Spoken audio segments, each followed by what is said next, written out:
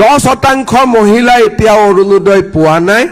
নমস্কাৰ, এই মুহূৰ্তত অসমবাসী ৰাইজক দিবলৈ লৈছে আজিৰ কেইবাটাও বিগ ব্ৰেকিং নিউজ। কিয়নো অৰুণোদয় আঁচনিৰ মহিলাসকলৰ বাবে ভাল খবৰ দিছে মুখ্যমন্ত্ৰী হিমন্ত বিশ্ব শৰ্মাই। হয়, যদি আপুনি টকা পোৱা নাই তেনে ক্ষেত্ৰত ভিডিঅ'টো এতিয়াই শ্বেয়াৰ কৰি দিয়ক।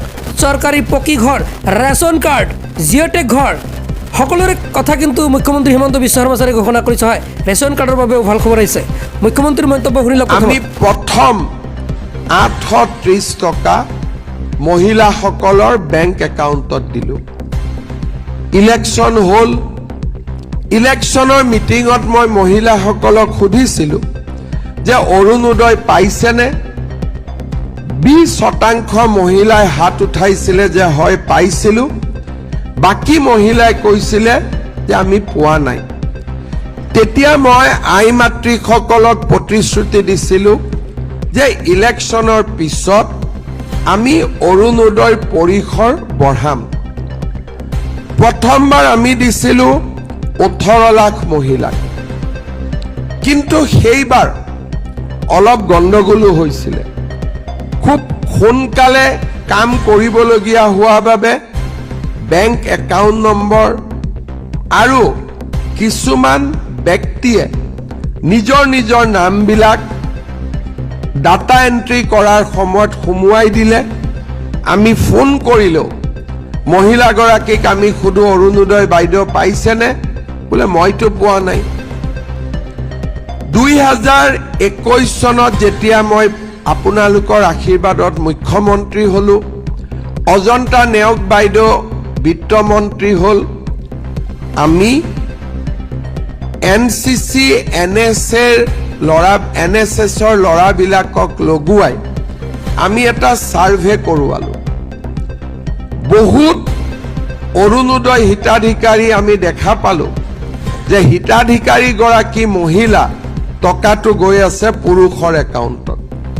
আনকি বিহাৰ, পাটনা, উত্তৰ প্ৰদেশতো অসমৰ টকা গৈছে। আমি কিছু ঠিক কৰিলোঁ আৰু হিতাধিকাৰীৰ সংখ্যাও বঢ়ালোঁ 24 লাখলৈকে। আৰু 830 টকাৰ পৰা আমি অৰুণোদয় বঢ়ালোঁ 1000 টকালৈকে। ইয়াৰ পিছতো আমি লোকসভাৰ নিৰ্বাচন হ'ল, আই মাতৃসকলক সুধিলোঁ অৰুণোদয় পাইছেনে? এইবাৰ 50% হাত উঠালে যে অৰুণোদয় পাইছোঁ, কিন্তু 50% ক'লে আমি পোৱা নাই। তেতিয়া আমি সিদ্ধান্ত ল'লোঁ যে 24 লাখৰ পৰা অৰুণোদয় আমি পোনে পোনে 40 লাখ মহিলালৈকে আমি লৈ যাম। আজি আমি কিমান মহিলাক অৰুণোদয় দিছোঁ? 40 লাখ। আৰু অৰুণোদয়ত আমি কি কৰিছোঁ? 1000 টকাৰ পৰা আমি ইয়াক 1250 টকালৈকে বৃদ্ধি কৰিলোঁ। এইবাৰ মই মিটিঙত সুধিছোঁ অৰুণোদয় পাইছেনে? 90% মহিলাই কৈছে পাইছোঁ, 10% মহিলাই কৈছে আমি অৰুণোদয় এতিয়াও পোৱা নাই। এতিয়া আমি বাকী 10%ক পাবৰ কাৰণে কি কৰিব লাগিব? আকৌ এবাৰ অসমত আমি বিজেপি চৰকাৰক লৈ আহিব লাগিব, যাতে যিখিনি মহিলাই এইবাৰ অৰুণোদয় পোৱা নাই, অহাবাৰ তেওঁলোকে অৰুণোদয় পাব পাৰে।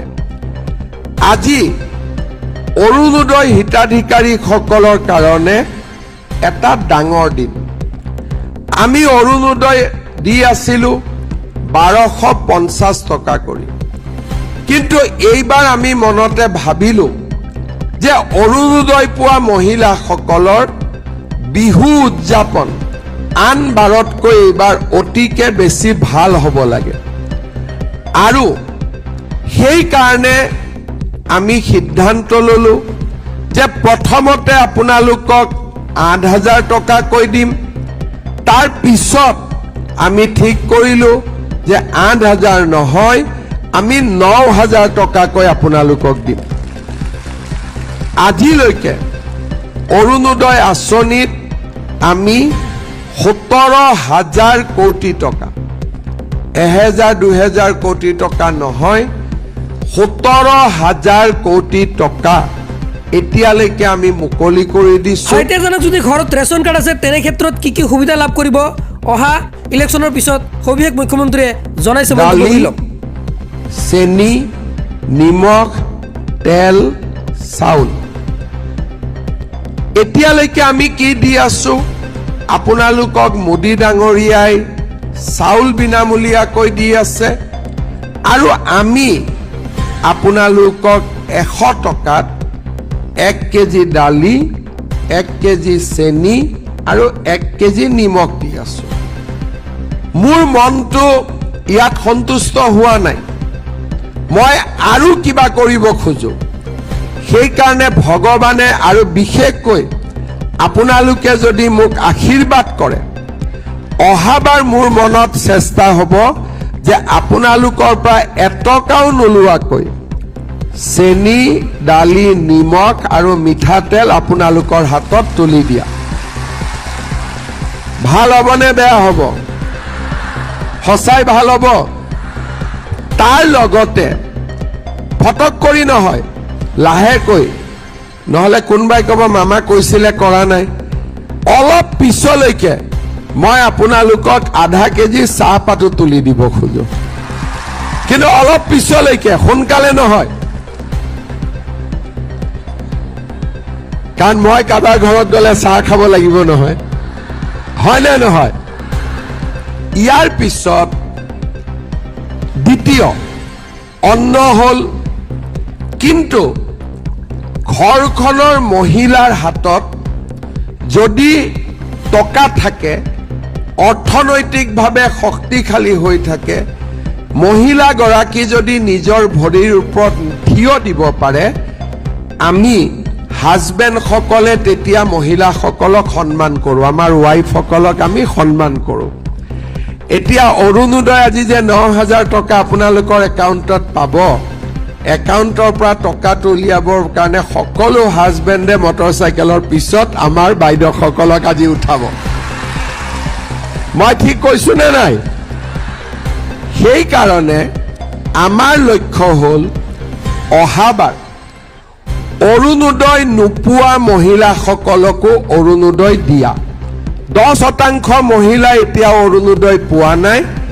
আমি অৰুণোদয়ৰ সংখ্যা বঢ়াব লাগিব আৰু অৰুণোদয় টকাৰ পৰিমাণো বঢ়াব লাগিব। বছৰৰ মূৰে মূৰে টকাৰ পৰিমাণো বাঢ়ি যাব লাগিব। ইলেকশ্যনৰ মিটিঙত মই তাৰ বিষয়েও ক'ম যে অহাবাৰ কিমান টকা আপোনালোকে অৰুণোদয় পাব, কিন্তু আগতকৈ বেছি পাব লাগিব। হয়, এতিয়া জানা হওক জিঅ'টেক কৰা সকলৰ বাবে কি কি ঘোষণা কৰিছে মুখ্যমন্ত্ৰীৰ মন্তব্য শুনি লওক। চৰকাৰী ঘৰক লৈ কি মন্তব্য কৰিছে?